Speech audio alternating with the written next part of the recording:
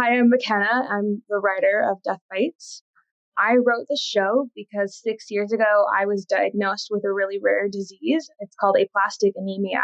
And this is a chronic disease that can be cured with a bone marrow transplant or with medicine and steroids over time. And my goal is to get off the medicine because I can live a normal life at a chronically low platelet count, but I will never be cured. So this show came out of me learning how to navigate the changes in my body and indulging in some self-pity where I called myself a vampire because I spent a summer getting blood transfusions. I've never seen a play, movie, or TV show that examines what it is to live with a condition like mine.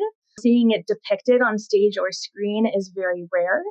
We definitely need more opportunities in the theater and mainstream media for disabled directors, actors, and writers because there is an audience who wants to be educated about the issues that we reflect on. I also think we need more works that center a wide variety of disabled experiences. This year, I became a cancer survivor, and I've seen cancer patients portrayed in media to no end. That's great and was very helpful for me when I was going through treatment to know that I wasn't alone. But patients with a wide variety of symptoms, diseases, and chronic conditions, I have rarely seen that, and I've been living with my chronic illness for 6 years. Final thing, if you can donate blood or platelets, please consider donating to the Red Cross at least twice a year. And if you can handle more than one IV, try donating platelets. Please register for Be the Match. Americans are underwhelmed in this worldwide database, especially people of color. Literally just Google, register, Be the Match. It's easy and free. Donate your blood, pretend you're a vampire. In this reading, we did a really great job of finding the nuance in the work and examining it closely to make sure it meant what we wanted it to be. It helped breathe fresh air into this older play of mine and updated it for our audience right now. I really feel like it fits into the current world because there are more stories about chronic illness in the mainstream media, and there is a significant effort to engage and educate communities through these stories, which I think many theater companies are doing, yet it could go further. It always can go further. We adapted this play for Zoom by rephrasing stage directions with more or less action and trying to create more of a character for the person reading these stage directions and creating more tension in a camera-based environment. Thank you so much.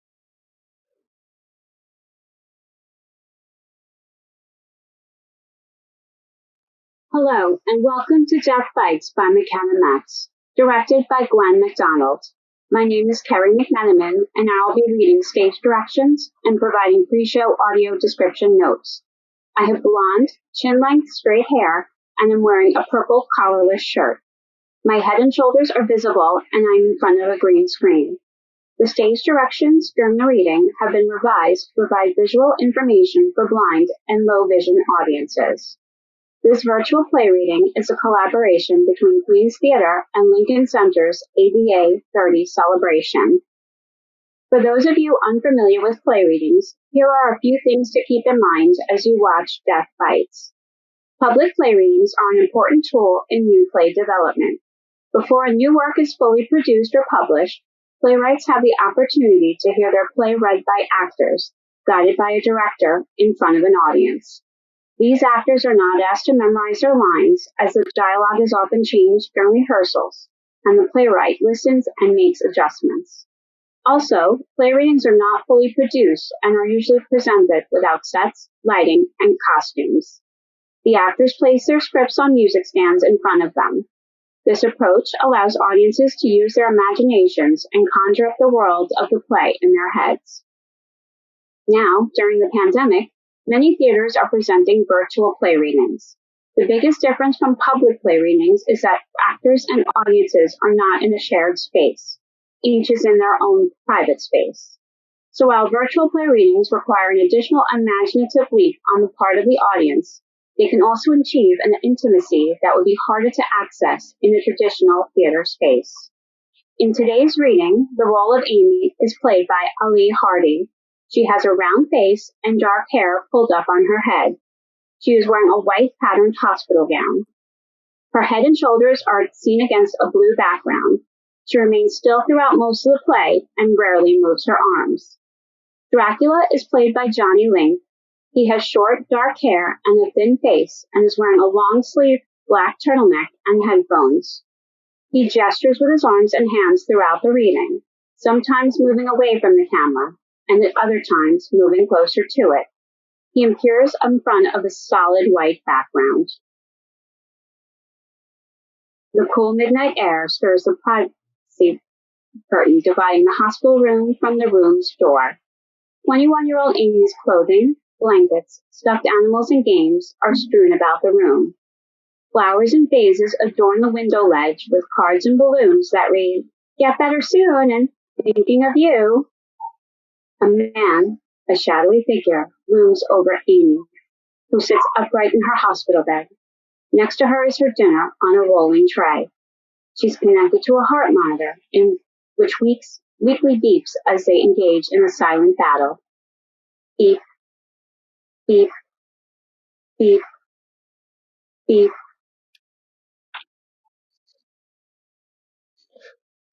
No. No? But you are almost dead, are you not?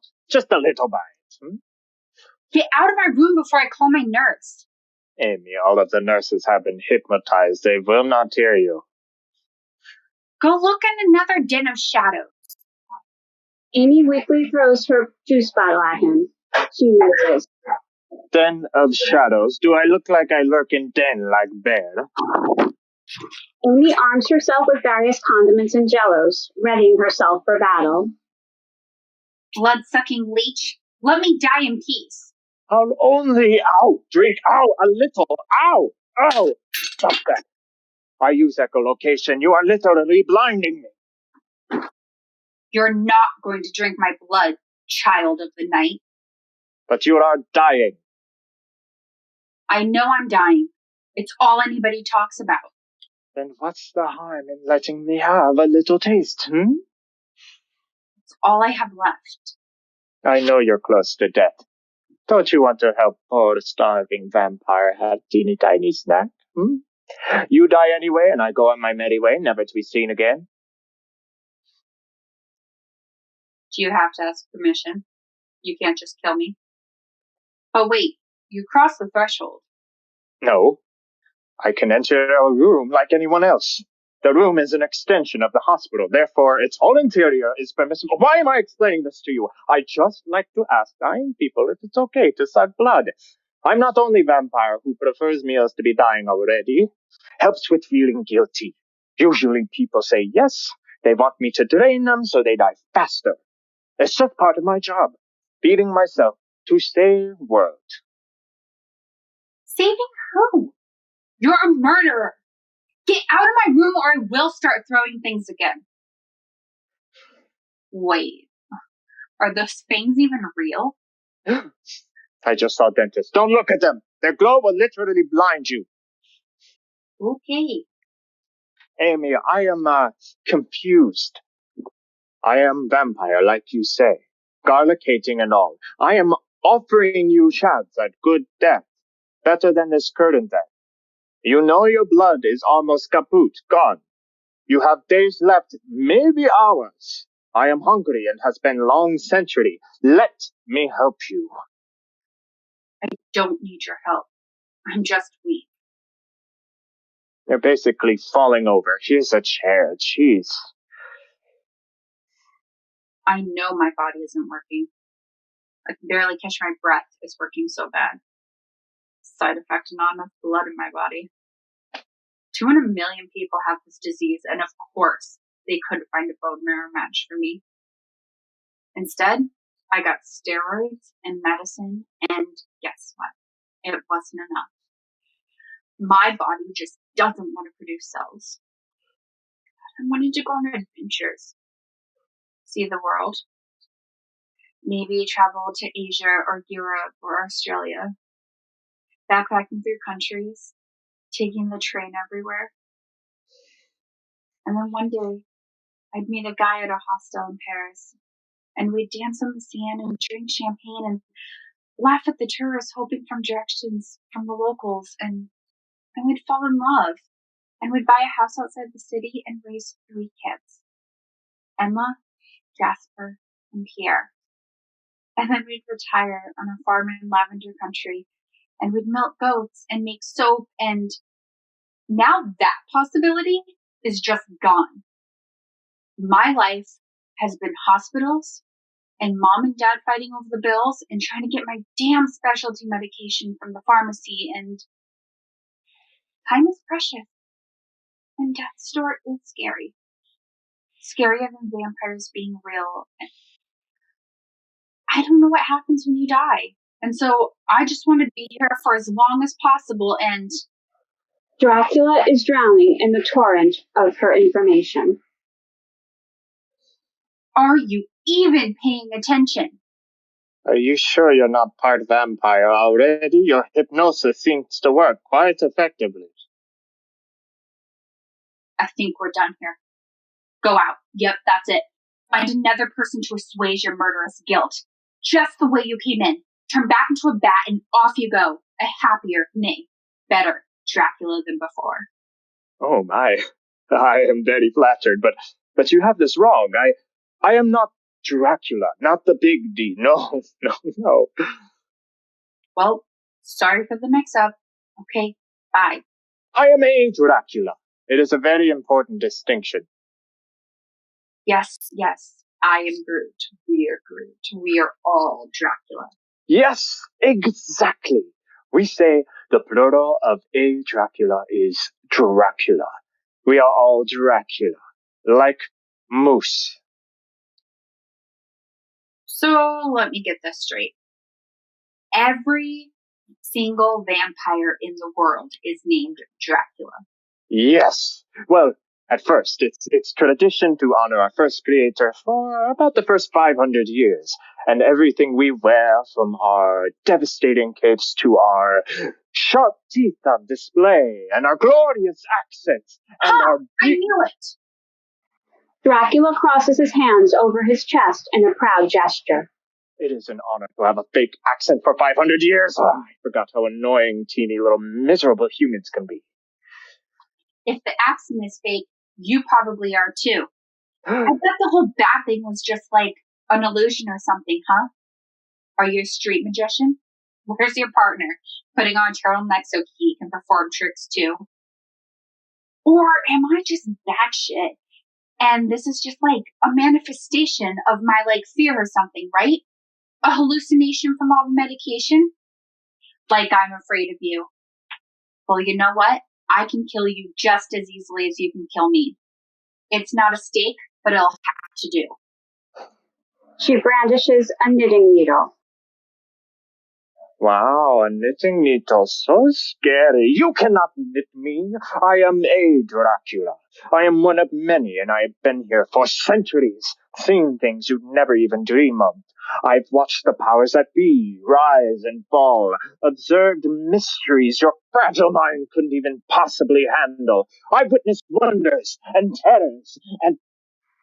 Amy stares at him with awe. Why are you looking at me like that? You could turn me. What?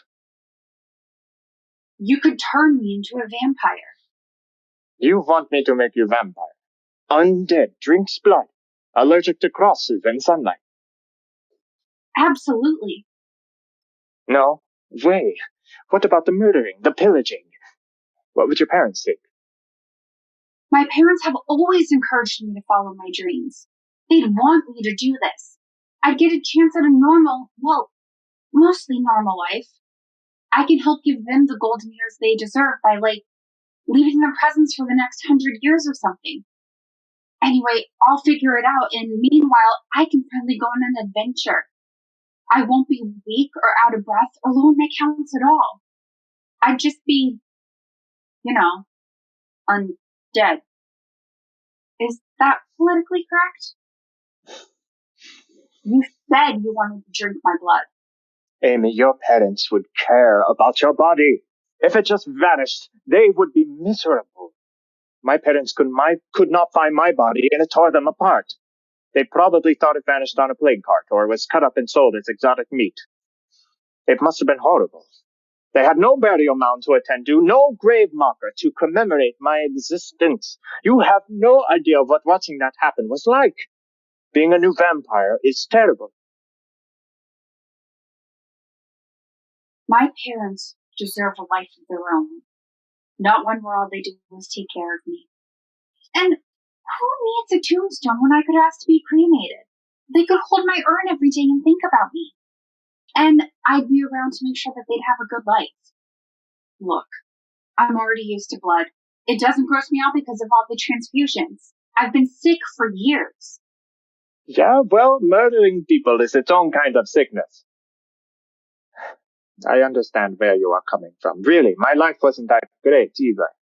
I mean, who wants to be a cartographer or tend a sheep for a living? I just don't think this is the right path for you. Being a vampire is a curse. You'll want to hurt people, and that urge takes years, if not decades, to master. It can be a very sad, lonely life. Do you think I would want that for you? Do you think I wanted that for me?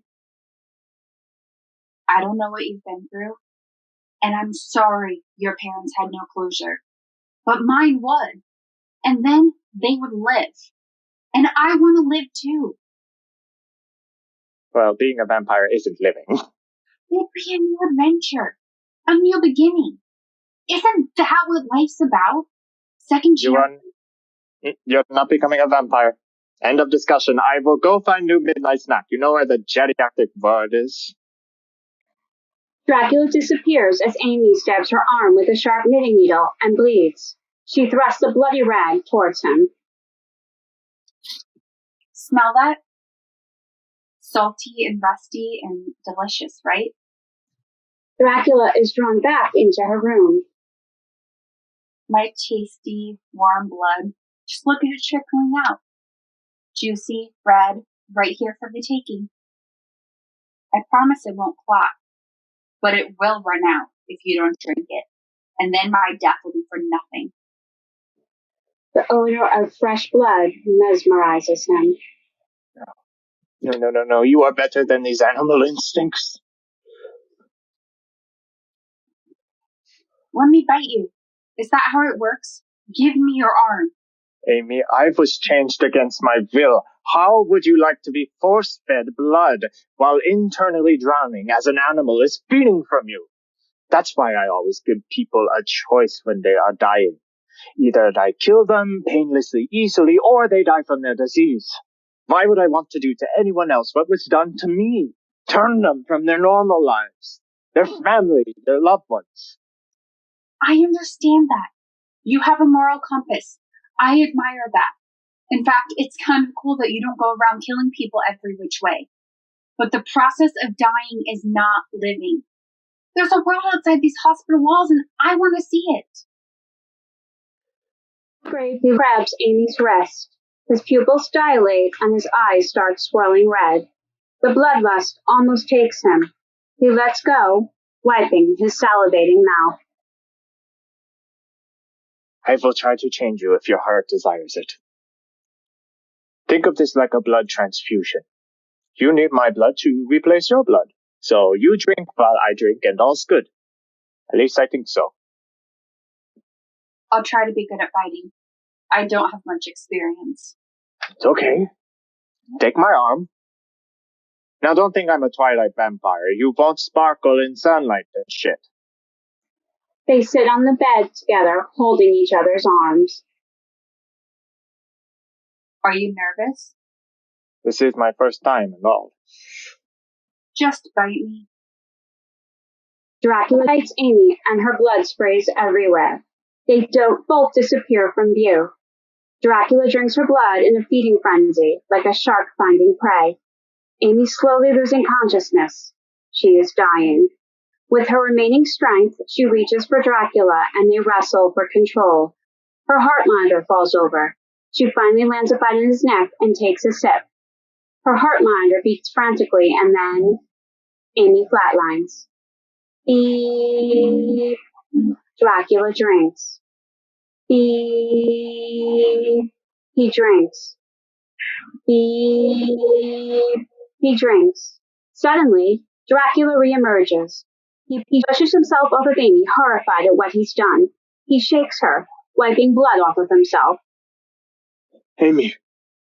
Hey, you okay, Amy? Amy sits up.